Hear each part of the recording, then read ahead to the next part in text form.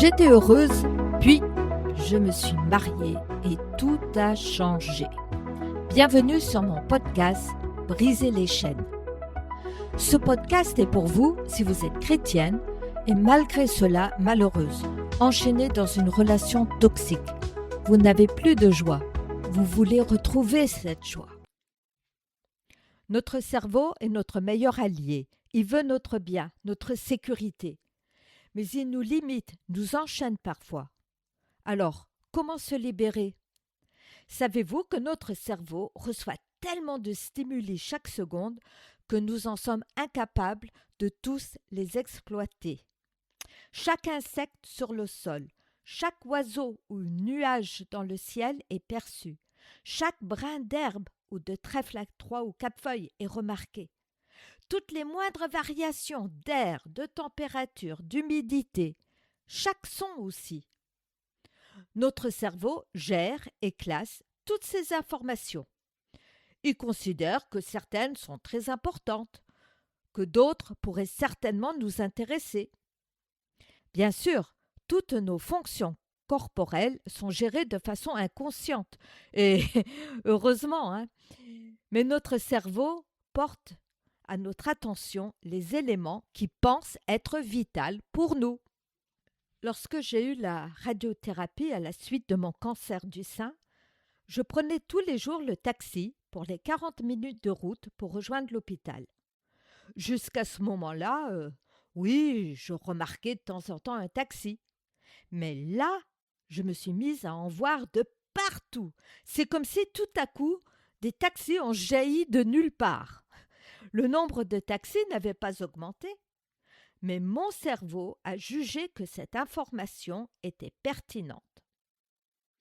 Nous avons une amie qui utilise très souvent le mot « excellent ». Je ne m'en étais jamais aperçue, mais après que ma fille me l'ait fait remarquer, j'ai vu qu'effectivement, c'était vrai. Vous me direz « ouais, mais quel est le rapport avec le bonheur ?» Eh bien, notre conversation interne indique à notre cerveau ce qu'il doit chercher, ce qui est important pour nous. Si nous passons toute la journée à ressasser nos malheurs, il nous fera voir chaque occasion de nous plaindre de nos circonstances. Donc, il est très important qu'il sache bien ce sur quoi nous voulons qu'il se concentre.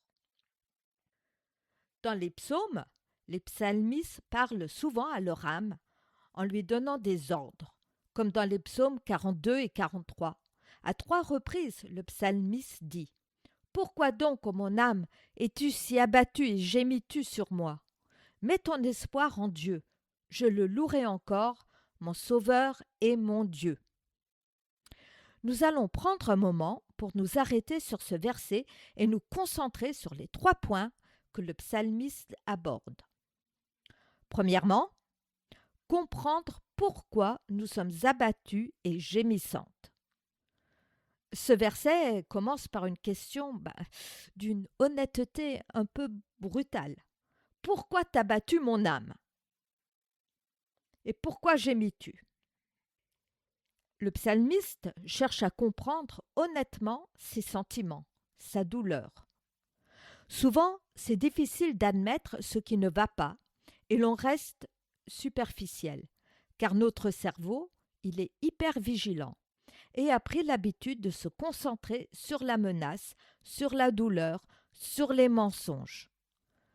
Par exemple, nous pouvons être en colère contre des circonstances, quand en réalité, c'est que nous sommes blessés dans notre identité par des paroles ou des actions de quelqu'un d'autre.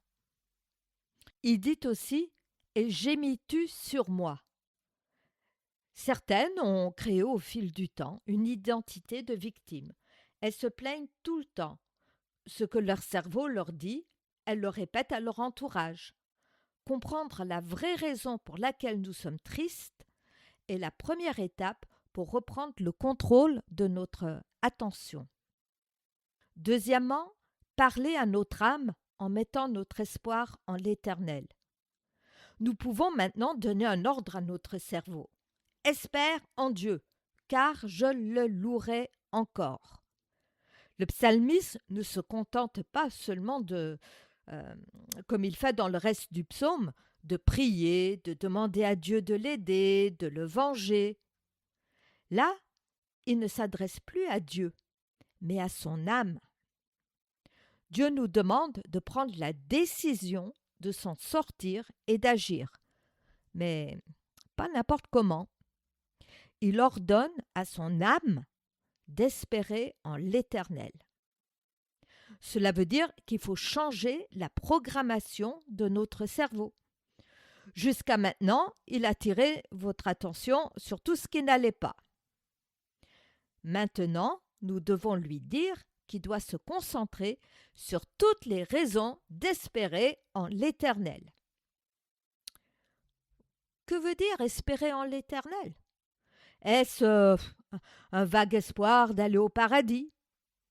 Ou est-ce quelque chose de concret, de fiable? Eh bien, espérer en l'Éternel, c'est se concentrer sur l'Éternel, sur le caractère de Dieu qui est révélé dans la Bible. Un Dieu bon, qui nous comprend, qui est prêt à nous pardonner, mais aussi qui est juste. C'est un Dieu qui tient toujours ses promesses et qui nous veut du bien. Mettre son espoir en Dieu, c'est se concentrer sur ce qui est stable et non toxique. Ce n'est pas mettre son espoir dans un hypothétique changement de situation, mais dans la nature immuable de Dieu. Comment faire? Eh bien, le psaume 103, verset 2 dit « Mon âme bénit l'Éternel et n'oublie aucun de ses bienfaits. » Même si nous avons l'impression que tout s'écroule autour de nous, le fait de nous concentrer sur les bonnes choses nous calme, nous apaise. Voici un exercice que je fais assez souvent et je vous encourage à faire la même chose. Quand les moments sont vraiment difficiles, je fais le tour du pâté de maison en énumérant tous les bienfaits de Dieu. Ou, si la météo ne s'y prête pas, j'installe le minuteur sur mon téléphone pour 15 minutes. Je prends une feuille et j'écris tous ces bienfaits à la main. Les circonstances n'auront pas changé, mais ma perception, oui. Troisièmement, louer Dieu, notre Sauveur et notre Dieu. Le verset conclut par la certitude de la délivrance et de la joie future. Il dit « Il est mon Sauveur et mon Dieu ». Oh, le psalmiste n'est toujours pas sorti d'affaire, mais il commence à louer Dieu. Et il affirme qu'il continuera à louer Dieu, car il sait qu'il sera délivré, car Dieu est son Sauveur et son Dieu. Il n'est pas juste le Sauveur, mais son Sauveur. Pouvez-vous affirmer qu'il est votre Sauveur et votre Dieu? Celui qui vous délivre de vos chaînes? Votre joie ne dépend plus de votre conjoint, ni des circonstances, mais de Dieu. Dieu, il a payé pour vous.